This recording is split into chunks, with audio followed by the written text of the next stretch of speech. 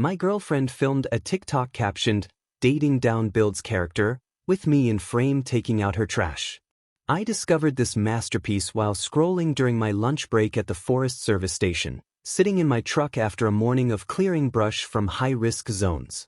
There I was, captured from our apartment balcony, hauling 2 bags of garbage to the dumpster like some unpaid custodian while Brooke filmed from inside with that smug little smirk she gets when she thinks she's being clever. The caption made my stomach drop. Dating Down Builds Character #placeholder boyfriend. 847 comments, and she'd hearted the cruelest ones with deliberate precision. Temporary boyfriend energy, 1 red with 3 fire emojis and 42 likes. Practice round before she finds her real man, said another with crying laughing faces. Girls really using him as a stepping stone to bigger things. That man screams placeholder vibes. She's dating down for character development. Each comment felt like a punch, but what destroyed me was seeing Brooke's little heart icon under the worst ones, essentially co-signing every insult thrown my way. I scrolled through username after username, recognizing people I'd met at parties, friends of friends, co-workers from her dealership who now had front row seats to my public humiliation. Sarah_drives_BMW, someone I'd shared drinks with at Brooke's birthday party, had written "upgrade needed" with a crown emoji. Her best friend Chloe had tried defending me in the comments. "He's literally the sweetest guy ever, this is wrong." But Brooke had ignored her completely while hearting comments about my bottom-tier boyfriend material, status, and practice boyfriend energy. I kept scrolling deeper into her profile, my coffee growing cold as I discovered this wasn't an isolated incident. Dozens of videos featuring me as unwitting background content, subtle mocks about my state job, my truck, my practical clothes, my simple lifestyle.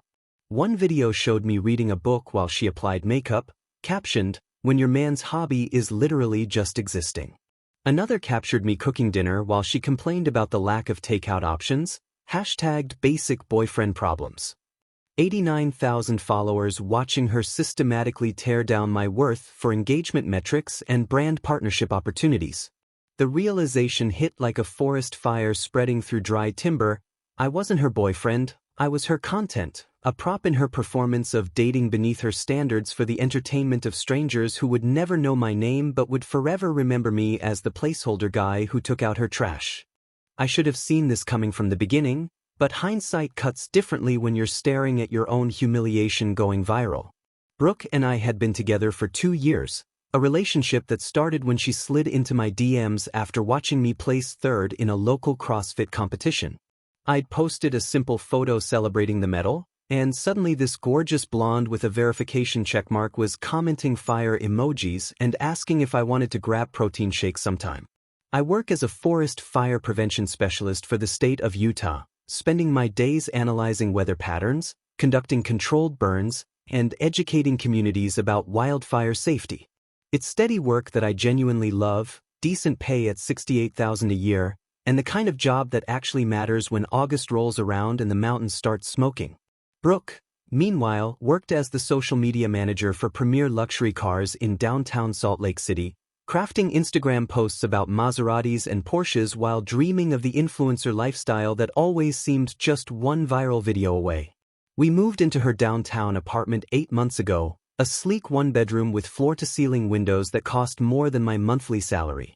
The lease was solely in her name, but I contributed half the rent plus utilities, effectively paying for the privilege of being her roommate with benefits. Her best friend Chloe, a pediatric nurse at Primary Children's Hospital, had been dropping hints for months that I couldn't quite decode at the time.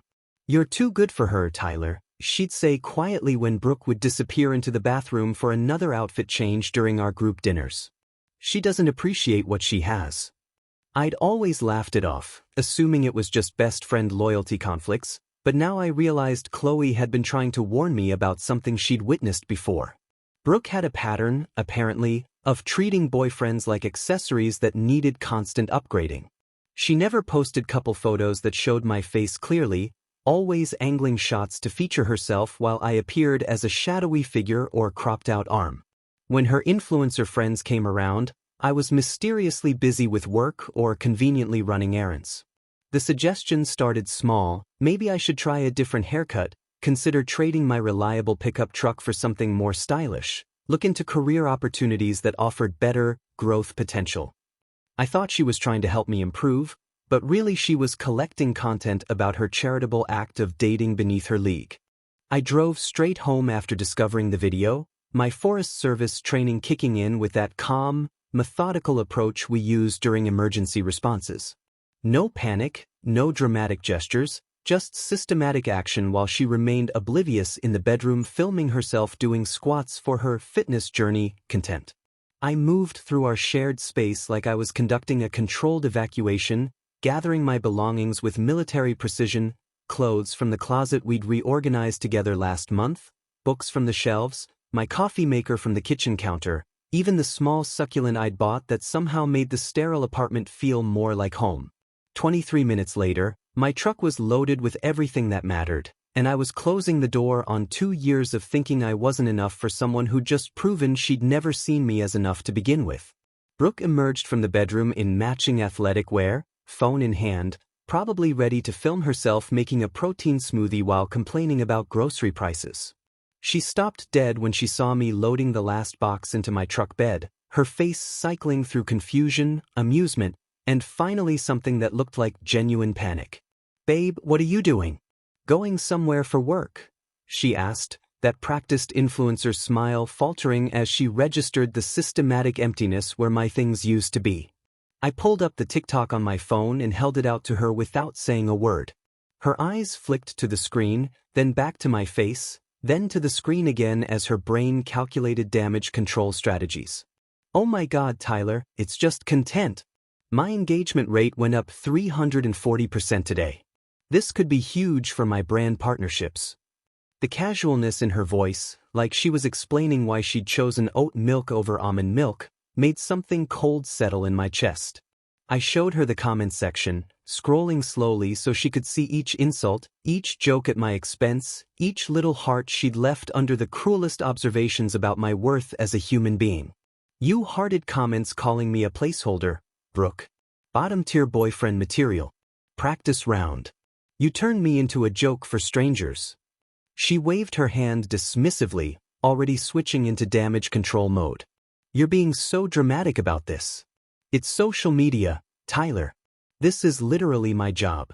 You should be supporting my growth instead of trying to hold me back." The words hit differently than I'd expected, not with rage or heartbreak, but with a kind of crystalline clarity that made everything suddenly make sense.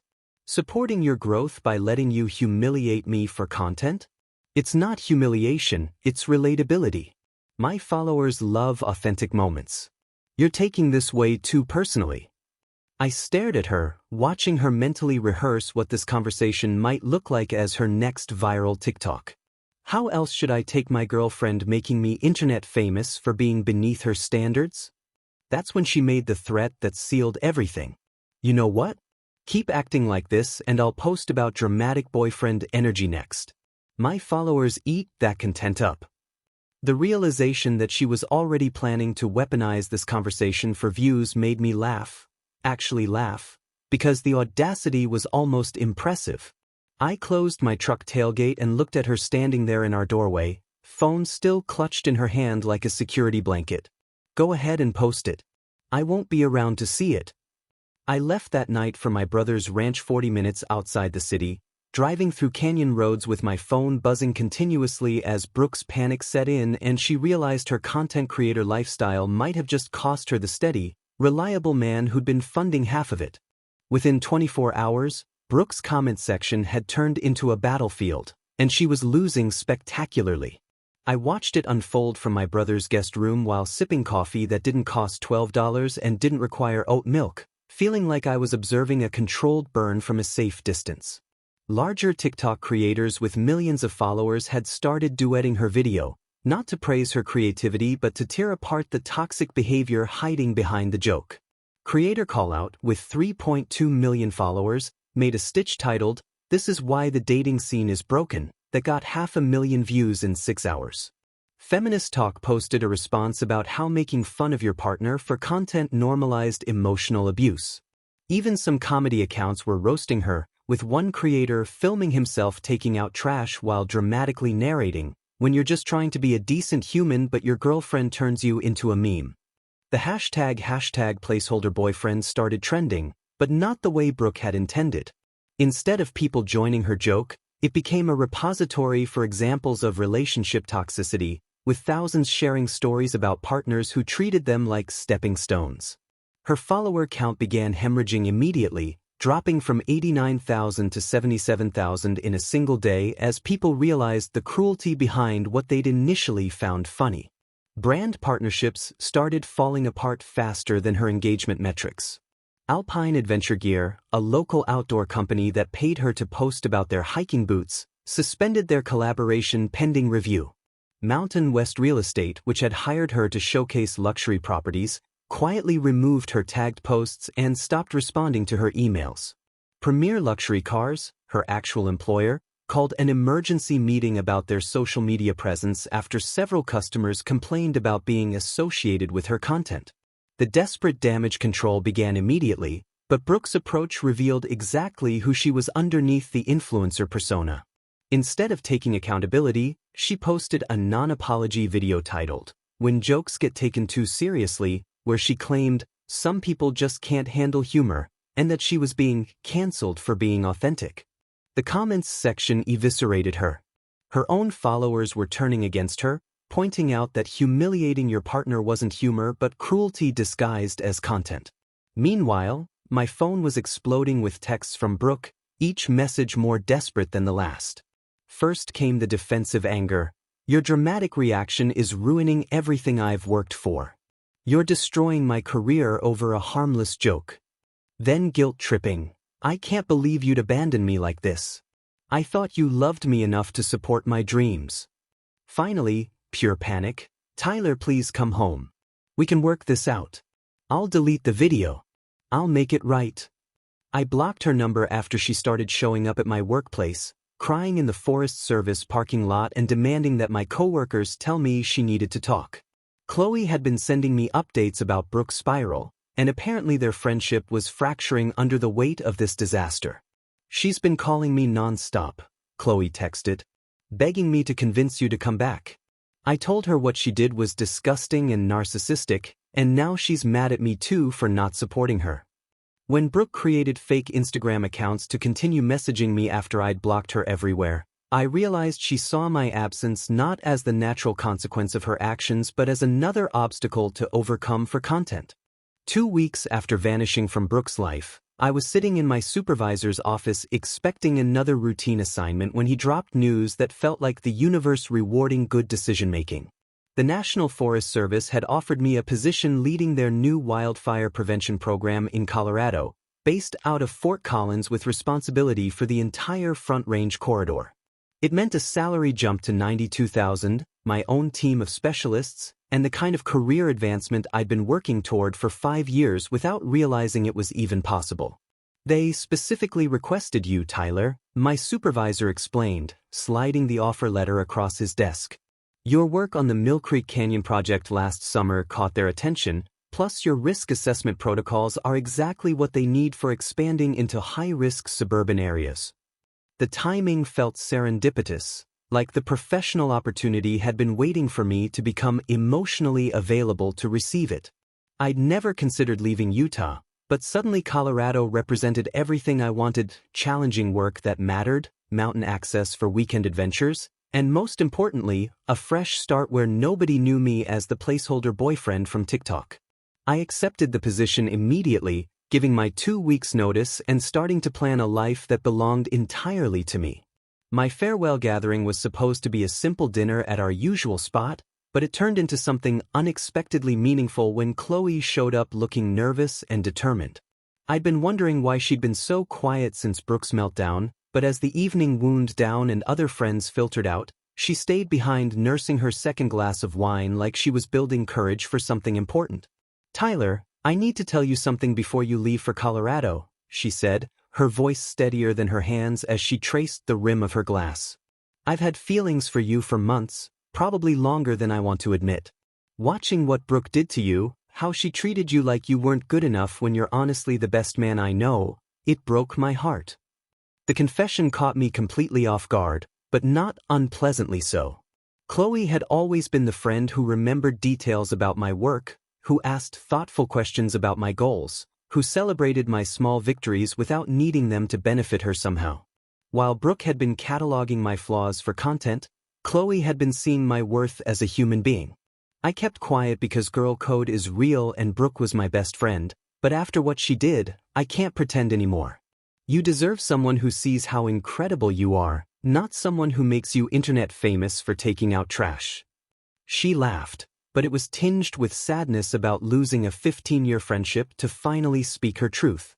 The conversation that followed revealed how much attention Chloe had been paying while I thought nobody noticed the small kindnesses I tried to bring to relationships. She remembered the time I drove 3 hours to surprise her with soup when she had the flu, how I always insisted on walking her to her car after group dinners, the way I listened when she talked about difficult cases at the hospital without trying to fix everything. Brooke never deserved you, she said quietly. But maybe someone else does if you're willing to consider it. I looked at this woman who'd been quietly supporting me while her best friend had been systematically tearing me down for engagement metrics, and realized that sometimes the right person is standing right there waiting for you to notice them. Our first kiss happened naturally in the parking lot, soft and tentative and full of the promise that maybe I hadn't been looking in the wrong places for love, just at the wrong person entirely. News of my promotion spread through our mutual friend group faster than wildfire, and apparently reached Brooke within hours because she launched a desperate campaign to win me back that was both pathetic and predictably performative. She started with Instagram stories featuring inspirational quotes about real men and knowing your worth, posting aesthetic shots of herself looking wistful with captions like, "Sometimes you don't realize what you had until it's gone," and "Growth means admitting when you were wrong." The manipulation was so transparent it would have been funny if it weren't so calculated.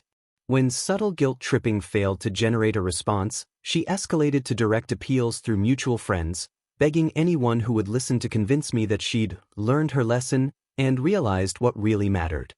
She even showed up at Chloe's apartment with tears and designer tissues, pleading for her to intervene on her behalf, apparently forgetting that Chloe had called her behavior disgusting and narcissistic. She actually said to me, "You know Tyler better than anyone, you have to help me get him back," Chloe told me over FaceTime while I packed boxes in my brother's garage. Like I was going to betray my own feelings and your dignity to fix her mess. The most pathetic attempt came when Brooke created an elaborate TikTok series about losing the one who got away, complete with staged crying sessions and carefully curated vulnerability that felt more like auditions for a reality show than genuine remorse. She posted videos about realizing your worth too late and when you fumble the real one, gaining thousands of sympathy comments from followers who had no idea about the manipulation and cruelty that had preceded her sudden self-awareness. The irony of her using our breakup for content wasn't lost on me. Even her apologies were performed for an audience. Everything changed when Brooke discovered my relationship with Chloe through her obsessive social media stalking, which led to a public meltdown that destroyed whatever sympathy she'd managed to rebuild. She posted a series of increasingly unhinged videos accusing Chloe of stealing her man and claiming that I had always been meant to come back to her once I'd learned my lesson about how good I had it. The desperation was palpable as she oscillated between victimhood and rage, sometimes within the same video.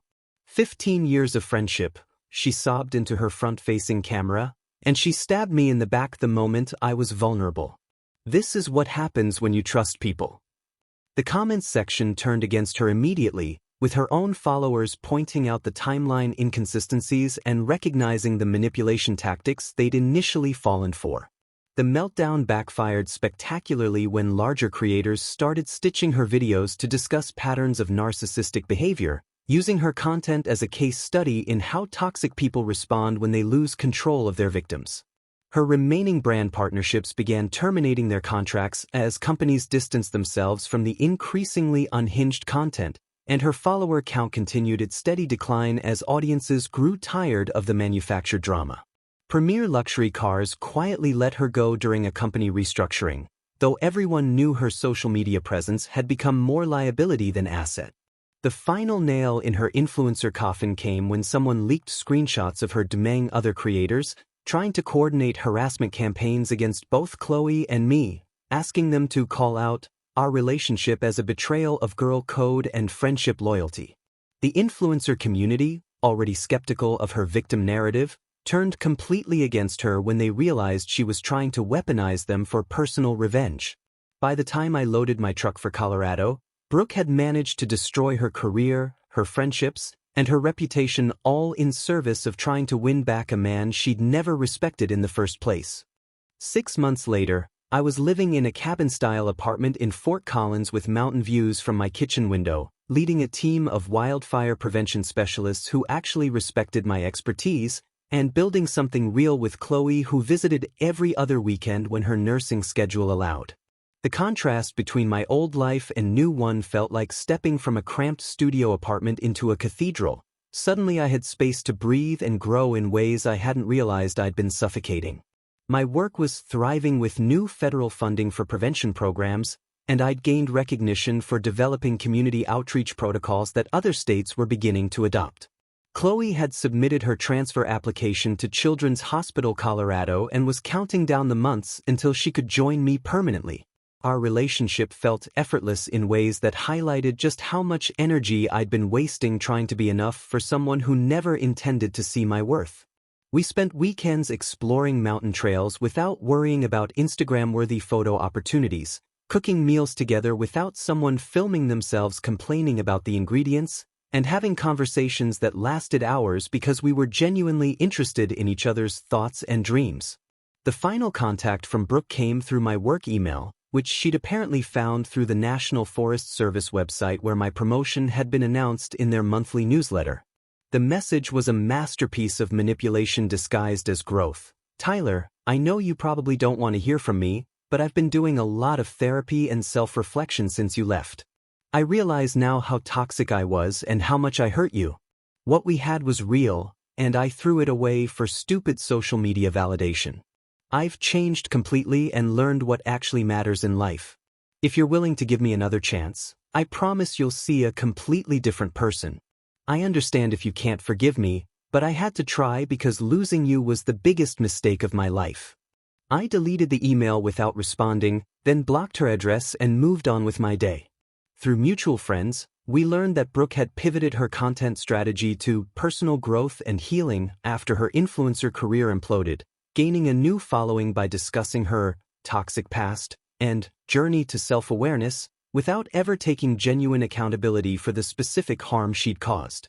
She'd rebranded herself as a lifestyle coach helping other women overcome their toxic patterns, which felt like the ultimate irony since she was monetizing the same behavior that had destroyed her relationships.